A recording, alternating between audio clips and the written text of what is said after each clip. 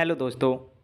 चलो एक बात पूछता हूँ। ऐसा मान लो कि तुम्हारा कोई क्लासमेट है, तुम्हें किसी चीज़ की ज़रूरत पड़ती है और उस बंदे के पास जाते हो और कहते हो कि भाई मुझे ये चीज़ दे देना, और रिप्लाई में उसने ना या हाँ बोलकर तुम्हें एब्यूज़ करना शुरू कर दिया।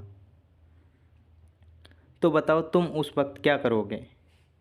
बेशक तुम्हारा कुछ देर बाद दिमाग ख़राब होगा और उस इंसान को तुम एब्यूज़ करना शुरू कर दोगे या तो मानना शुरू कर दोगे।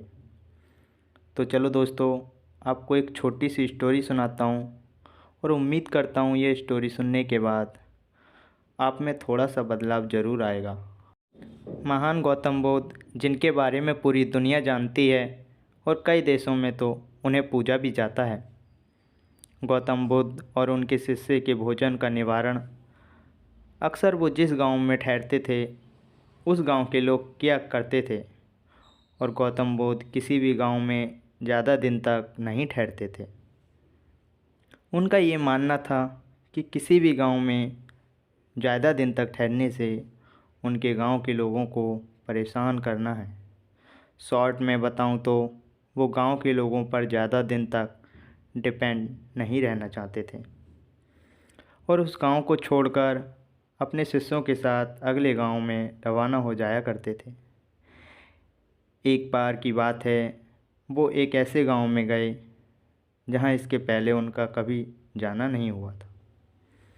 गांव में पहुंचने के बाद वो एक घर का दरवाज़ा खटखटाते हैं।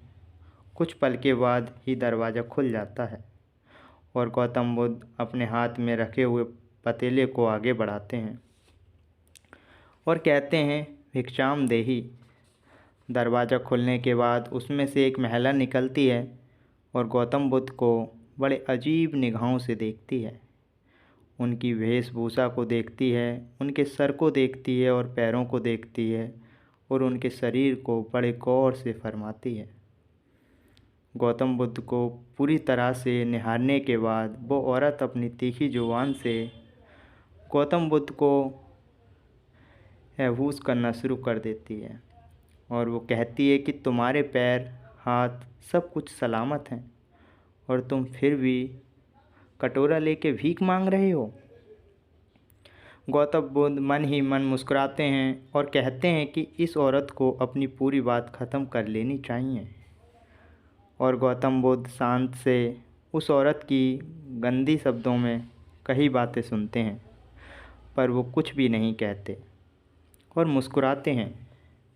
और वो औरत कुछ देर बाद गौतम बुद्ध मुस्कुराते हैं मन ही मन सोचती है, मेरे इतना बोलने के बाद इसने उफ तक नहीं किया।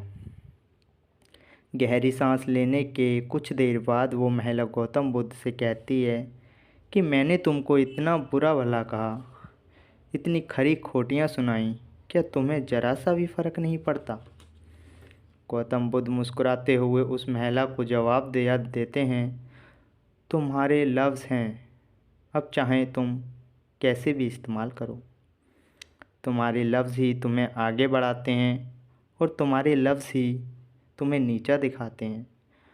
गौतम बुद्ध उस महिला से कहते हैं कि जो तुमने मुझे इतना बुरा भला जवाब दिया वो तुम्हारी जुबान थी, वो तुम्हारा नेचर था। तुम्हारे नेचर और जुबान को देखते हुए मैं अपनी जुबान को गंदा क्यों करूं? ये कहते हुए गौतम बुद्ध मुस्कुराते हुए वहाँ से जाने लगे और वो औरत गौतम बुद्ध के पैरों पर पड़ गई और कहने लगी, मुझे माफ़ कर दीजिए, मुझसे बहुत बड़ी भूल हो गई।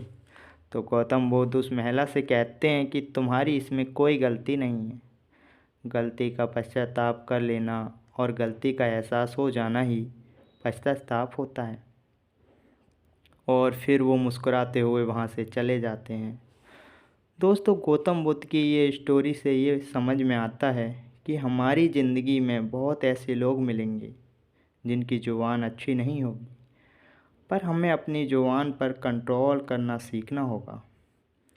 तो ये आपको समझना होगा कि आप कैसे हो, आप खुद के जैसे हो या किसी और के जैसे। Thank you so much guys. तो आपको ये स्टोरी कैसी लगी प्लीज़ लाइक और कमेंट करके ज़रूर बताएं। और चैनल को सब्सक्राइब कर लें और शेयर करना ना भूलें, क्योंकि दोस्तों आपके एक सब्सक्राइब से हमें बहुत मोटिवेशनल मिलता है। धन्यवाद। मिलते हैं नेक्स्ट वीडियो में।